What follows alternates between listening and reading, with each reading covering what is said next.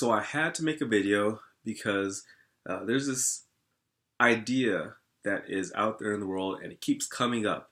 And it came up last week when I was away on my business trip, and I felt like I had to address it because the way I see it, this is one of the biggest problems, one of the biggest things that is causing significant difficulties in relationships and people being able to stay together nowadays. And it's this idea of happy wife, happy life. And it's getting me pissed off so much that I can't even talk right now.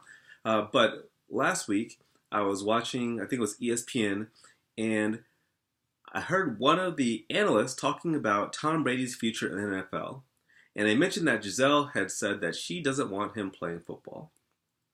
And he said, you know what? Happy wife, happy life. And that got me thinking, that is one of the worst ways to frame your relationship. Think about this. Tom Brady is arguably one of the most talented, gifted, and hardworking athletes probably of our time. There is nobody who works harder than he does probably in the National Football League. If most of us had the amount of dedication and work ethic that he does and the passion he has for football, for anything we do in our lives, we would probably be elite in whatever we're doing. And he has so much passion for this that he went from a low draft pick to one of the best quarterbacks of all time. One of the best, if not the best quarterback of all time. And I'm not even a New England Patriots fan, and I'm still going to say he's one of the best, if not the best, football players or quarterbacks of all time. And this is not even about football, but think about this. That just because his wife maybe is not happy with him playing football, he's going to quit because of happy wife, happy life? No. That it doesn't make sense. And part of the reason it doesn't make sense is that it's not a good doctrine for many reasons.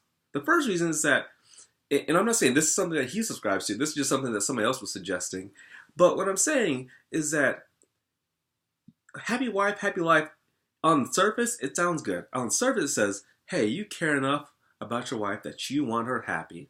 Yeah, that's all great and well and great, but that's not how it plays out. How it actually plays out is that males are afraid and unable to espouse the things that they actually want in a relationship. So they are cowards. They have enough cowardice that to placate the person they're in a relationship with, they are essentially just giving up anything that they want to do. And that doesn't seem like a healthy thing in a relationship for anybody, to be essentially giving up all the things that you want to do to ensure that your partner is happy. And that's a whole other issue that we will address later on. But it doesn't make sense to me that the first and foremost thing is happy wife, right?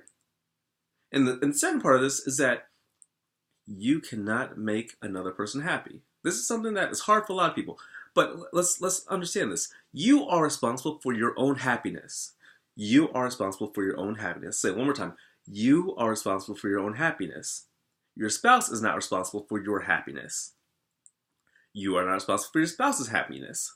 So then on another level, when saying happy wife, happy life, we're saying that you, as a male, are responsible for your wife's happiness. When that is not the case. She's responsible for her happiness. And if you're in a same-sex relationship, they're responsible for their happiness. It doesn't matter what type of relationship it is. That's the way it works.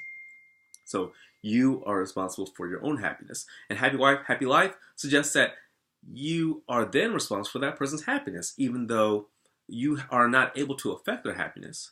You can do things that they may enjoy, that maybe please them in the moment, but they have to take responsibility for their own happiness. So this is an important thing for people to get through their minds. So we need to stop being cowardly, fearful men, because that's not really attractive to most women, at least not to a strong woman.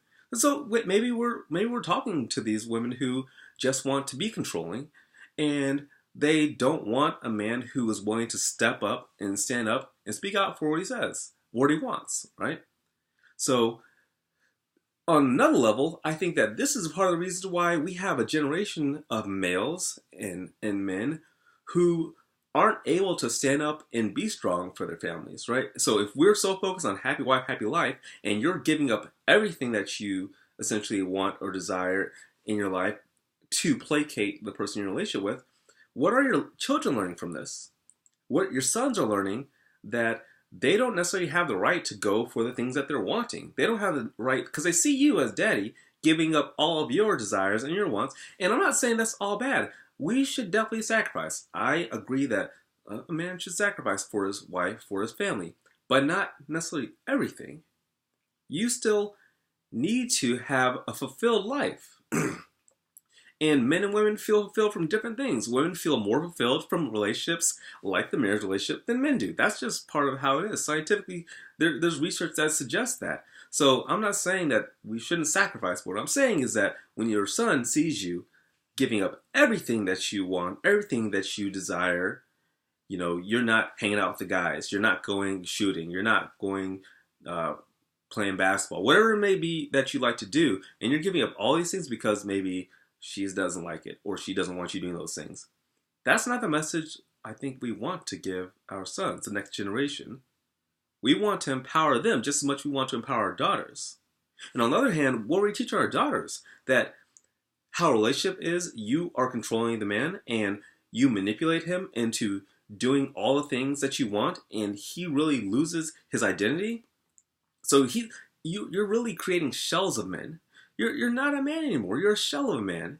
You don't have the passion, the drives, the desire that really makes us men, that really invigorates us and puts us in a place where we want to better the world and create a stronger society.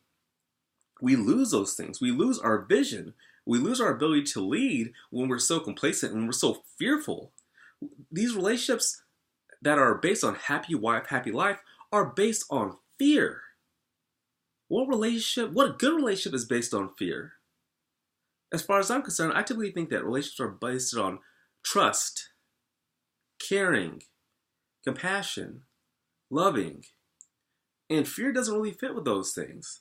How much can you care for your partner when your partner is not doing the things that they're passionate about because they're trying to placate you?